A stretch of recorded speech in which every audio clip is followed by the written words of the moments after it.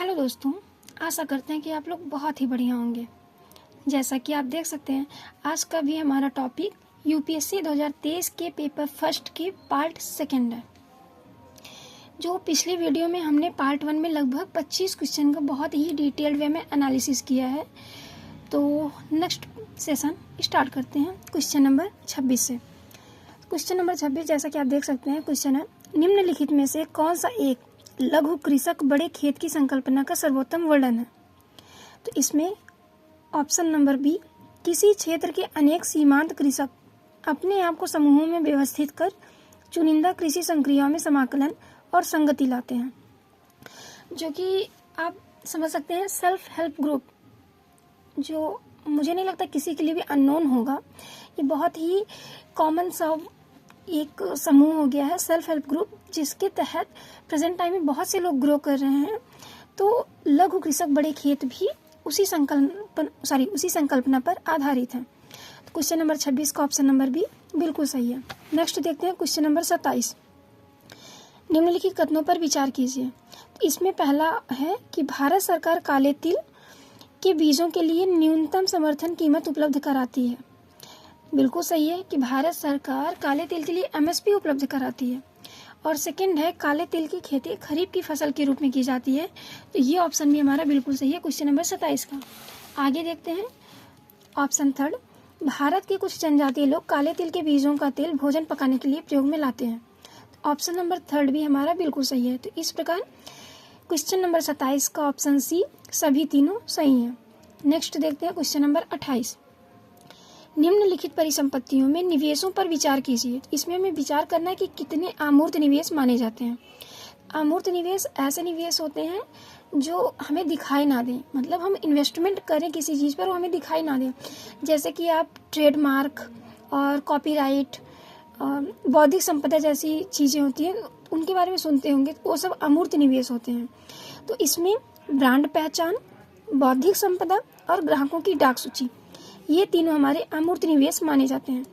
जबकि माल सूची को मूर्त निवेश माना जाता है, ना कि अमूर्त। तो ऑप्शन नंबर बी अगर हम काट देंगे तो इसके अकॉर्डिंग कितने सही हुए? पहला सही, तीसरा सही और चौथा सही। तो ऑप्शन नंबर सी केवल 3। नेक्स्ट देखते हैं क्वेश्चन नंबर 29। इसमें हमें बताना है कि निम्नलिखित पर विचार करना है। क्वेश्चन क्या है जी, समस्तर कर अवक्रमण के लिए 15वें वित्त आयोग ने उपयुक्त में से कितने को जनसंख्या, क्षेत्रफल और आय के अंतर के अलावा निष्कर्ष के रूप में प्रयुक्त किया है। तो हमें ये बताना है कि 15वें वित्त आयोग में इन पांचों में से कितने का उपयोग जनसंख्या, क्षेत्रफल और आय के अंतर के अलावा निष्कर्ष के रूप में प्रयुक्त किया गया था। तो क्वेश्चन नंबर 29 की अगर हम बात करें, इसमें हमारा ऑप्शन नंबर बी होगा सही, जो कि है केवल 3। अब ये 3 कौन कौन से हैं? इसमें हमारा पहला होगा जनांकिकीय निष्पादन, जैसा कि देख सकते हैं जनसंख्या क्षेत्रफल से संबंधित है। तो जनांकिकीय निष्पादन तो एकदम क्लियरली विजुअल है कि वो सही होगा। और उसके बाद नेक्स्ट वन और पारिस्थितिकीय, और थर्ड ऑप्शन है कर एवं राजकोषीय प्रयास। 15वें वित्त आयोग में केवल 3 सही हैं, जो कि जनांकिकीय निष्पादन, वन और पारिस्थितिकीय और कर एवं राजकोषीय प्रयास को जनसंख्या, क्षेत्रफल और आय के अंतर के अलावा निष्कर्ष के रूप में प्रयुक्त किया गया था। नेक्स्ट क्वेश्चन देखते हैं क्वेश्चन नंबर 30। निम्नलिखित आधारिक संरचना क्षेत्रकों पर विचार कीजिए। तो निम्नलिखित आधारिक संरचना क्षेत्रकों पर विचार करना है। जैसा कि पहला है किफ़ायती आवास, सेकंड है सर्वसाधारण द्रुत परिवहन means mass rapid transport, third है स्वास्थ्य देखभाल एंड फोर्थ पुनर्नवीकरणीय ऊर्जा। इसमें हमें देखना है कि कितनों पर UNOPS आधारिक संरचना और नवाचार में धारणीय निवेश पहल अपने निवेशों के लिए ध्यान केंद्रित करता है। और धारणीय निवेश पहल की बात करें तो sustainable investments in infrastructure and innovation, S3I जिसे कहा जाता है, कितनों ने निवेशों के लिए ध्यान केंद्रित किया है। ऑप्शन ए केवल 1, बी केवल 2, सी केवल 3 और डी सभी 4। तो पहला जैसा है किफ़ायती आवास, बिल्कुल सही है। किफ़ायती आवास की अगर हम बात करें तो आधारिक संरचना और नवाचार में धारणीय निवेश पहल में एक अहम पहलू है। और उसके बाद नेक्स्ट सर्वसाधारण द्रुत परिवहन, अगर परिवहन की बात करें तो sustainable investments in infrastructure and innovation में इसका कोई भी भाग नहीं है। इसमें हमें देखना है कि ध्यान केंद्रित अपने निवेशों के लिए ध्यान केंद्रित कौन कौन करता है। थर्ड, स्वास्थ्य देखभाल, एंड फोर्थ, पुनर्नवीकरणीय ऊर्जा। तो किफ़ायती आवास, स्वास्थ्य देखभाल, पुनर्नवीकरणीय ऊर्जा, ये तीनों ऑप्शन बिल्कुल सही हैं। इसके अकॉर्डिंग ऑप्शन नंबर सी केवल 3 सही है। नेक्स्ट क्वेश्चन देखते हैं 31। सारभूत रूप में विधि की सम्यक प्रक्रिया का अभिप्राय क्या है? विधि की सम्यक प्रक्रिया का अभिप्राय क्या है? अगर हम इसकी बात करें तो पहला जैसे ऑप्शन है नैसर्गिक न्याय का सिद्धांत, सेकंड बी ऑप्शन विधि द्वारा स्थापित पद्धति, सी विधि की निष्पक्ष प्रयुक्ति, डी विधि के समक्ष समता। तो विधि की सम्यक प्रक्रिया, विधि की सम्यक प्रक्रिया की अगर हम बात करें तो विधि की निष्पक्ष प्रयुक्ति मतलब किसी भी तरफ से पक्षपात न करके एक निष्पक्ष प्रक्रिया अपनाना विधि की सम्यक प्रक्रिया का भाग है। विधि की निष्पक्ष प्रयुक्ति उसका एक अभिप्राय है। तो क्वेश्चन नंबर 31 का ऑप्शन नंबर सी आंसर हुआ बिल्कुल सही। नेक्स्ट देखते हैं क्वेश्चन नंबर 32। इसमें हमें कथन में दिए गए हैं। जैसे कथन पहला हमारा है, भारत में दैनंदिन जेल प्रशासन के लिए जेलों का अनुरक्षण राज्य सरकारें अपने नियमों और विनियमों से करती हैं। ठीक। कथन सेकंड देखते हैं, भारत में जेल का नियंत्रण जेल अधिनियम 1894 के द्वारा किया जाता है, जिससे जेल का विषय स्पष्ट रूप से प्रांतीय सरकारों के नियंत्रण में रहा। तो हमें बताना है कि इनमें में से कौन सा एक सही है। पहला ऑप्शन 1 सही है, 2 सही है तथा कथन 2 कथन 1 की सही व्याख्या है। बी कथन 1 सही है, कथन 2 दोनों सही हैं तथा कथन 2 कथन 1 की सही व्याख्या नहीं है। सी ऑप्शन कथन 1 सही है किंतु कथन 2 गलत है, एंड डी ऑप्शन कथन 1 गलत है किंतु कथन 2 सही है। तो हमें बताना है कि क्वेश्चन नंबर 32 में कौन सा ऑप्शन सही है। इसमें क्वेश्चन नंबर 32 में देखेंगे तो ऑप्शन नंबर ए 1 और 2 दोनों सही भी हैं और कथन 2 कथन 1 की सही व्याख्या भी करती है, क्योंकि भारत में जेल का नियंत्रण जेल अधिनियम 1894 ये राज्य सरकारों के द्वारा अपने नियमों और विनियमों से यूज में लाई जाती है। तो इसके अकॉर्डिंग क्वेश्चन नंबर 32 का ऑप्शन ए बिल्कुल सही है। नेक्स्ट देखते हैं क्वेश्चन नंबर 33। निम्नलिखित में से कौन सा एक कथन किसी देश के संविधान के मुख्य प्रयोजन को सर्वोत्तम रूप से प्रतिबिंबित करता है। क्वेश्चन 33 में हमें देखना है कि संविधान के मुख्य प्रयोजन को सर्वोत्तम रूप से कौन सा कथन प्रतिबिंबित करता है। जैसा कि हमारे पास ऑप्शन है, जी स्टार्ट करते हैं। जैसा कि हमारे पास ऑप्शन ए है, यह आवश्यक विधियों के निर्माण के उद्देश्य का निर्धारण करता है। ठीक। बी ऑप्शन, यह राजनीतिक पदों और सरकार के सृजन को सुकर बनाता है। सी ऑप्शन, यह सरकार की शक्तियों को परिभाषित और सीमाबद्ध करता है। डी ऑप्शन, यह सामाजिक न्याय, सामाजिक समता और सामाजिक सुरक्षा को प्रतिभूत करता है। तो हमारे पास क्वेश्चन में क्या था? क्वेश्चन में था कि संविधान के मुख्य प्रयोजन को सर्वोत्तम रूप से कौन प्रतिबिंबित करता है। तो संविधान की अगर हम बात करें तो इसमें से हमारा ऑप्शन नंबर सी, जो कि सरकार की शक्तियों को परिभाषित भी करता है। संविधान सरकार की शक्तियों को परिभाषित और सीमाबद्ध दोनों करता है। तो ऑप्शन क्वेश्चन नंबर 33 का ऑप्शन नंबर सी बिल्कुल सही है। नेक्स्ट देखते हैं क्वेश्चन नंबर 34। भारत में निम्नलिखित में से किस संविधान संशोधन के लिए व्यापक रूप से यह माना गया है कि उसे मूल अधिकारों की न्यायिक व्याख्या को अधिभूत करने के लिए अधिनियमित किया गया है। न्यायिक व्याख्या को अधिभूत करने के लिए कौन से संशोधन को अधिनियमित किया गया है, ऐसा माना जाता है। क्वेश्चन नंबर अगर हम 34 की बात करें तो ऑप्शन इसमें पहला दिया है, पहला संशोधन। बी ऑप्शन 42वां संशोधन, सी ऑप्शन 44वां और डी ऑप्शन 86वां संशोधन। तो अगर हम क्वेश्चन नंबर 34 की बात करें तो इसमें पहला संशोधन जो कि 1951 में हुआ था, पहला संशोधन जो 1951 में हुआ था, उसके तहत संविधान संशोधन के लिए व्यापक रूप से माना गया है कि उसे मूल अधिकारों की न्यायिक व्याख्या को अधिभूत करने के लिए अधिनियमित किया गया था। नेक्स्ट क्वेश्चन 35 देखते हैं 35। भारत के निम्नलिखित संगठनों या निकायों पर विचार करना है। इसमें किस चीज़ के लिए हमें विचार करना है कि कितने निकाय या फिर संगठन संवैधानिक निकाय हैं और कितने नहीं हैं। क्वेश्चन नंबर 35 में इसमें राष्ट्रीय पिछड़ा वर्ग आयोग, सेकेंड है राष्ट्रीय मानव अधिकार आयोग, थर्ड है राष्ट्रीय विधि आयोग और फोर्थ है राष्ट्रीय उपभोक्ता विवाद निवारण आयोग। इसमें आप बताइए कि संवैधानिक निकाय कौन कौन से हैं और कौन से नहीं हैं। क्वेश्चन नंबर 35 की बात करें तो इसमें केवल एक ही ऑप्शन है जो संवैधानिक निकाय है। इसके अकॉर्डिंग ऑप्शन ए केवल एक सही। वो कौन सा है? वो है राष्ट्रीय पिछड़ा वर्ग आयोग। राष्ट्रीय पिछड़ा वर्ग आयोग जो कि एक संवैधानिक निकाय है, जबकि राष्ट्रीय मानव अधिकार आयोग यह एक वैधानिक निकाय है। राष्ट्रीय विधि आयोग ये एक अधिसूचना के द्वारा अधिनियमित किया गया था। राष्ट्रीय उपभोक्ता विवाद निवारण आयोग या उपभोक्ता संरक्षण अधिनियम 1986 के द्वारा एक बनाया गया था। तो सिर्फ ये देखना नहीं कि कौन सा ऑप्शन सही है, चलो टिक कर लेते हैं, निकल लेते हैं। भाई एनालिसिस करने का मतलब है ये भी तो देख लो कौन सा गलत है और गलत है तो क्यों है। इसी के साथ नेक्स्ट क्वेश्चन हम देखते हैं, क्वेश्चन नंबर 36 नंबर।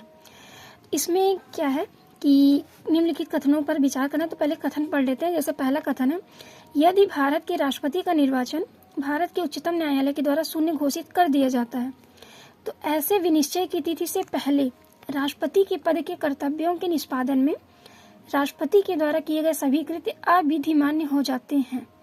ठीक है, नेक्स्ट देखते हैं। भारत के राष्ट्रपति के पद के लिए निर्वाचन इस आधार पर मुलतवी किया जा सकता है कि कुछ विधानसभाएं विघटित हो गई हैं और उनके निर्वाचन अभी होने शेष हैं। ठीक है। थर्ड, कोई विधेयक भारत के राष्ट्रपति को प्रस्तुत किए जाने पर संविधान द्वारा विहित की गई समय सीमा के अंदर राष्ट्रपति को अपनी अनुमति देनी होती है। तो इसमें हमें बताना कितने कथन सही हैं, केवल एक, केवल दो, सभी तीन, कोई भी नहीं। प्लीज आप लोग कमेंट बॉक्स में जल्दी से बताइए कि इसमें से कौन सा सही है और कौन सा गलत।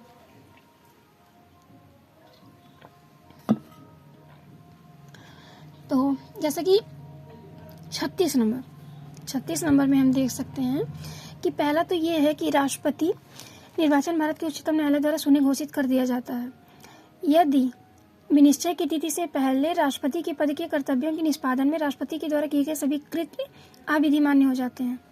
तो ऐसा कोई भी रूल नहीं है। अगर राष्ट्रपति के निर्वाचन को शून्य घोषित भी किया जाता है तो उससे पहले उसके द्वारा जितने भी कृत्य हैं, जितने भी कार्य उसने किए हैं, उस राष्ट्रपति के द्वारा जितने भी कार्य किए गए हैं वो विधिमान्य ही रहेंगे, अविधिमान्य नहीं होंगे। तो इसके तहत पहला ऑप्शन तो हमारा गलत हुआ। नेक्स्ट देखते हैं। भारत के राष्ट्रपति के पद के लिए निर्वाचन इस आधार पर मुलतवी किया जा सकता है कि कुछ विधानसभाएं विघटित हो गई हैं और उनके निर्वाचन अभी होने शेष हैं। तो ऐसा नहीं होता है भाई कि कुछ विधानसभाएं विघटित हो गई तो फिर उनको भी हटा दिया जाएगा। तो इसके अकॉर्डिंग ऑप्शन सेकंड भी हमारा गलत। थर्ड देखते हैं। कोई विधेयक भारत के राष्ट्रपति को प्रस्तुत किए जाने पर संविधान द्वारा विहित की गई समय सीमा के अंदर राष्ट्रपति को अपनी अनुमति देनी होती है। पहली बात तो ये कि राष्ट्रपति के ऊपर कोई पाबंदी नहीं है, कोई समय सीमा का रूल लागू नहीं है। और जो संविधान द्वारा विहित किए गए, तो भाई संविधान में ऐसा कुछ लिखा ही नहीं गया है कि राष्ट्रपति को एक समय सीमा के अंदर अपने विधेयक को प्रस्तुत करना है कि नहीं करना है। वो उनके ऊपर डिपेंड करता है कि वो प्रस्तुत करेंगे नहीं करेंगे, सिवाय धन विधेयक और वित्त विधेयक के। तो इस तरह ऑप्शन नंबर थर्ड भी हमारा गलत हुआ। तो जैसा कि ऑप्शन डी कोई भी नहीं, हमारा ऑप्शन सही है 36 का डी। नेक्स्ट देखते हैं क्वेश्चन नंबर 37। भारतीय संसद में वित्त विधेयक और धन विधेयक के संदर्भ में निम्नलिखित कथनों पर विचार करना है। कितने कथन सही हैं हमें ये देखना है, वित्त विधेयक और धन विधेयक के संदर्भ में। ठीक, पहला है, जब लोकसभा वित्त विधेयक को राज्यसभा में भेजती है, लोकसभा राज्यसभा में भेज रही है, बहुत ध्यान से एक एक वर्ड को देखते चलिएगा क्योंकि यूपीएससी है भाई, वर्डों का ही खेल होता है। तो राज्यसभा उस विधेयक को संशोधित या अस्वीकृत कर सकती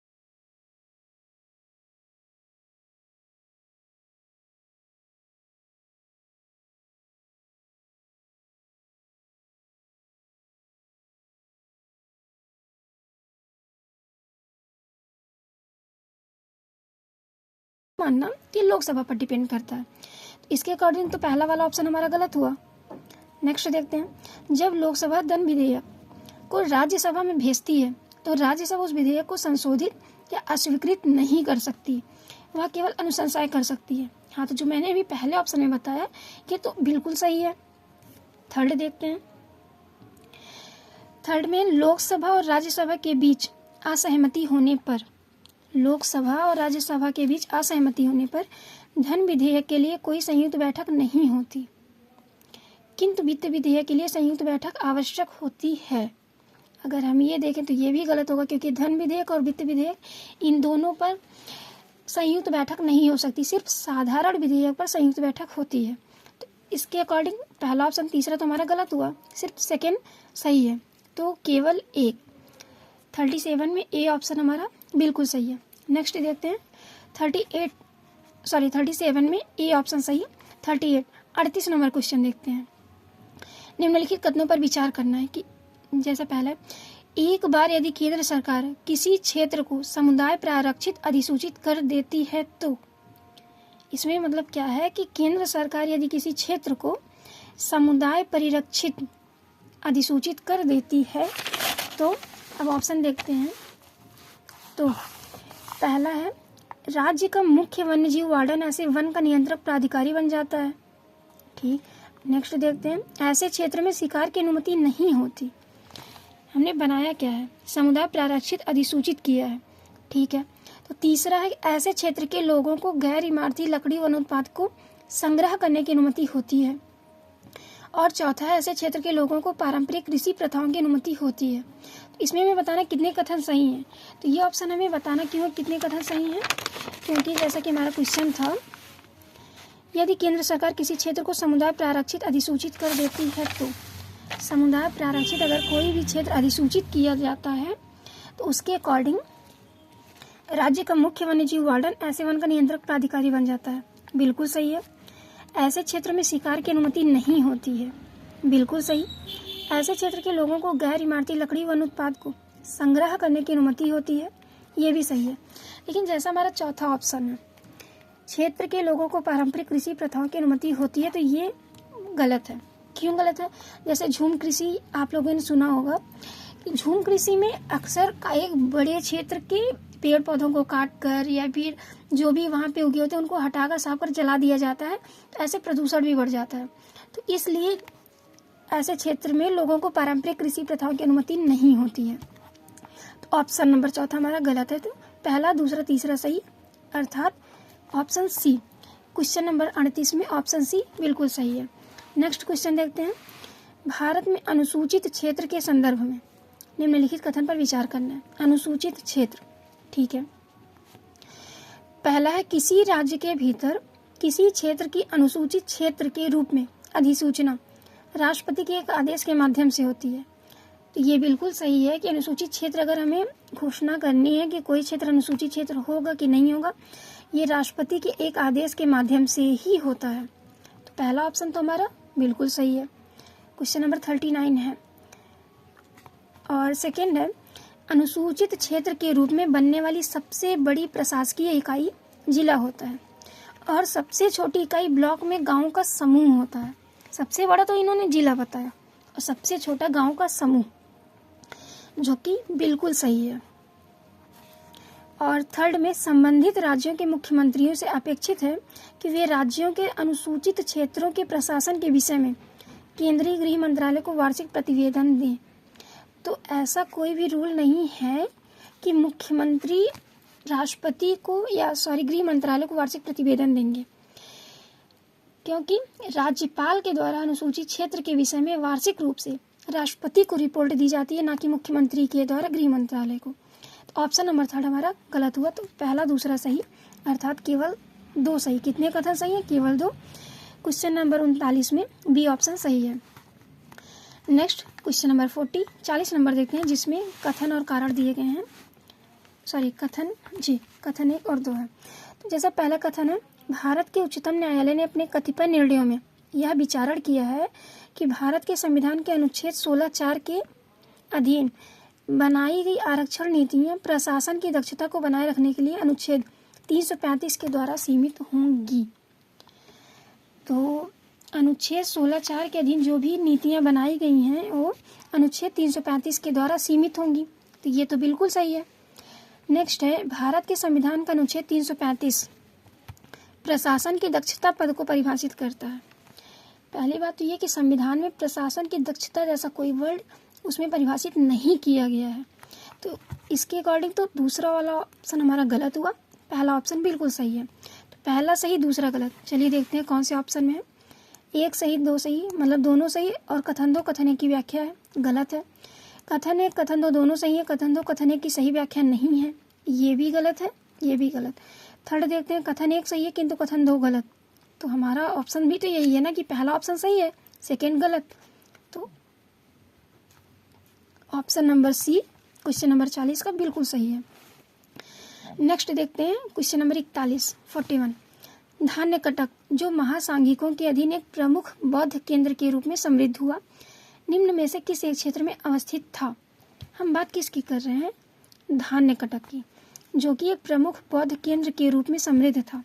तो किस एक क्षेत्र में अवस्थित था, तो धान्य कटक जो कि आंध्र प्रदेश में अवस्थित था, एक बौद्ध केंद्र के रूप में बहुत ही ज़्यादा फेमस था। क्वेश्चन नंबर 41 का ऑप्शन नंबर ए बिल्कुल सही। नेक्स्ट क्वेश्चन 42 देखते हैं, जिसमें है कि प्राचीन भारत के संदर्भ में निम्नलिखित कथनों पर विचार करना है। ठीक है, और इसमें हमें बताना है कि कितने कथन सही हैं। जैसा कि पहला है, स्तूप की संकल्पना मूलतः बौद्ध संकल्पना है। अभी कैसी संकल्पना है भाई, मूलतः मतलब इनकी कहने का तात्पर्य ये है कि स्तूप बौद्ध संकल्पना से पहले आज तक अस्तित्व में था ही नहीं। रियल मीनिंग तो ये यही बता रहे हैं कि मूलतः बौद्ध संकल्पना है कि बौद्ध टाइम पीरियड पर ही केवल स्तूप स्टार्ट हुई, उससे पहले नहीं थी, जो कि गलत है। क्योंकि बौद्ध से पहले भी हमें स्तूपों के अस्तित्व के बारे में पता चलता है। तो प्राचीन भारत में उससे पहले भी स्तूप बनते थे, तो पहला तो गलत। नेक्स्ट देखते हैं, स्तूप आमतौर पर अवशेषों का निक्षेपागार होता था, बिल्कुल सही है। जैसे हम बौद्ध धर्म में ही देखते हैं कि महात्मा बुद्ध जी के कहीं पे नाखून, कहीं पे अस्थियां, कहीं पे उनकी जो बची हुई राख थी, मतलब कुछ ना कुछ एक अवशेषों को रख कर उसे स्तूप बनाया जाता था और एक धार्मिक स्थल बनते थे। तो ऑप्शन नंबर सेकेंड बिल्कुल सही है। थर्ड देखते हैं, बौद्ध परंपरा में स्तूप एक संकल्प अर्पित या स्मारक संरचना होती है। ये ऑप्शन भी हमारा बिल्कुल सही है, क्योंकि कुछ लोग संकल्प ये अर्पित करते हैं कि इनके यहाँ पे अवशेषों को रखने से इनका आशीर्वाद हमें प्राप्त होता रहेगा, एक स्मारक के रूप में रखते थे। तो ऑप्शन नंबर सेकेंड और थर्ड बिल्कुल सही है। तो इसके अकॉर्डिंग ऑप्शन नंबर बी केवल दो सही है। क्वेश्चन नंबर 42 का ऑप्शन बी। नेक्स्ट देखते हैं क्वेश्चन नंबर 43, जिसमें प्राचीन दक्षिण भारत के संदर्भ में कोरकई, बहुत ही ध्यान से शब्दों को देखिएगा, कोरकई, पूम पुहार और मुचीरी किस रूप से विख्यात थे। तो प्राचीन दक्षिण भारत के अगर हम संदर्भ में देखें, कोरकई, पूम पुहार, मुचीरी, ये सब एक पत्तन के रूप में फेमस थे, पत्तन जो कि पोल्ट कहा जाता है। तो 43 में ऑप्शन नंबर बी बिल्कुल सही है, जो कि वर्तमान में तमिलनाडु में ये सब स्थित है। क्वेश्चन नंबर 44 नंबर क्वेश्चन देखते हैं, कौन सा एक संगम कविताओं में यथावर्णित वटकिरुतल की प्रथा को स्पष्ट करता है। देखते हैं, जैसे पहला ऑप्शन है, राजाओं के द्वारा महिला अंगरक्षिकाओं को नियुक्त करना, ऐसी तो कोई बात नहीं की गई। राज दरबारों में विद्वानों का धर्म और दर्शन से जुड़े विषयों पर विचार विमर्श करने के लिए एकत्र होना, ये भी नहीं था। किशोरियों के द्वारा कृषि क्षेत्रों की निगरानी करना और चिड़ियों तथा पशुओं को भगाना, तो ये सब किसानों का काम होगा भाई।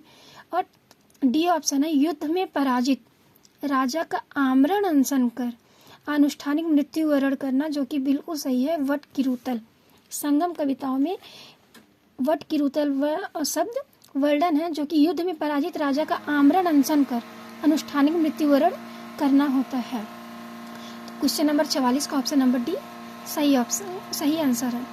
नेक्स्ट देखते हैं क्वेश्चन नंबर 45, इसमें कुछ साम्राज्य के नाम जैसे होयसल, गहड़वाल, काकती और यादव दिए गए हैं।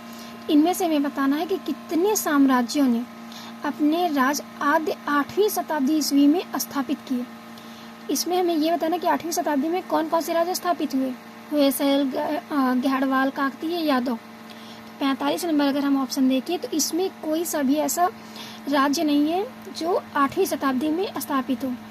तो इसके अकॉर्डिंग ऑप्शन नंबर डी गलत है। लेकिन अब हमें ये देखना चाहिए कि ये अगर 8वीं शताब्दी में स्थापित नहीं हुई, चलो ठीक है मान लिया, तो ये भी तो क्वेश्चन बनता है कि भाई हुए कब थे। मान लो सेकेंड टाइम अगर क्वेश्चन फिर से हमें मिल गया किसी पेपर में, तो हमें ये तो पता होना चाहिए कि हाँ कौन से शताब्दी का था, कम से कम मिलाने में तो आसानी होगी। जैसे अगर हम होयसल की बात करें, होयसल 10 से 14वीं शताब्दी में स्थापित हुए थे। गहड़वाल जो कि 11 से 13वीं शताब्दी में उत्तरी भारत के हिस्से में स्थापित हुए थे। काकतीय साम्राज्य ये 12 से 14वीं शताब्दी पूर्वी दक्कन क्षेत्र में स्थापित हुए। और यादव साम्राज्य जो कि मध्यकालीन पीरियड में स्थापित हुए थे। तो इसके अकॉर्डिंग क्वेश्चन नंबर 45 का कोई भी ऑप्शन 8वीं शताब्दी में एग्जिस्ट नहीं करता था, तो किसी ने नहीं। ऑप्शन नंबर डी बिल्कुल सही है। नेक्स्ट देखते हैं क्वेश्चन नंबर 46। कुछ युग्म हमें दिए गए हैं प्राचीन भारतीय इतिहास के, तो ये बताना है कि कौन से सही हैं। जैसा कि पहला देवी चंद्रगुप्त बिल्हड़, सेकंड है हम्मीर महाकाव्य नय चंद्र सूर्य, थर्ड है मिलिंद पन्हो नागार्जुन, फोर्थ है नीति वाक्यामृत सोमदेव सूर्य। तो कितने सही सुमेलित हैं हमें ये बताना है क्वेश्चन नंबर 46 में। इसमें अगर हम पहला देखें जो कि देवी चंद्रगुप्तम है, तो देवी चंद्रगुप्तम बहुत ही इजी है। आई थिंक सभी लोगों को पता होगा कि इसके रचनाकार कौन है। तो ये क्वेश्चन हम आप लोगों के लिए छोड़ रहे हैं कि कमेंट बॉक्स में ज़रूर बताइएगा कि देवी चंद्रगुप्तम के रचनाकार कौन है। बिल्हड़ नहीं है, ये हम आपको बता दे रहे हैं कि ये ऑप्शन गलत है। तो इसके रचनाकार कौन है ये आप लोग कमेंट बॉक्स में ज़रूर बताइएगा। नेक्स्ट है हम्मीर महाकाव्य जो कि नय चंद्र सूर्य, बिल्कुल सही है। मिलिंद पन्हो नागार्जुन, ये भी सही है। और नीति वाक्यामृतम सोमदेव सूर्य की, ये भी सही है। तो इसके अकॉर्डिंग कितने सही सुमेलित हैं? केवल 3। क्वेश्चन नंबर 46 का ऑप्शन सी बिल्कुल सही आंसर है। आप लोग कमेंट बॉक्स में ज़रूर से ज़रूर बताइएगा कि देवी चंद्रगुप्तम के रचनाकार कौन है। नेक्स्ट क्वेश्चन हम देखते हैं 47, जिसमें है एक आत्मा केवल जंतु और पादप जीवन की संपदा नहीं है, बल्कि शिलाओं, प्रवाहित जलधाराओं और अन्य अनेक प्राकृतिक वस्तुओं की भी है। बात किसकी की जा रही है? आत्मा की, जिन्हें अन्य धार्मिक संप्रदाय जीवित नहीं मानते।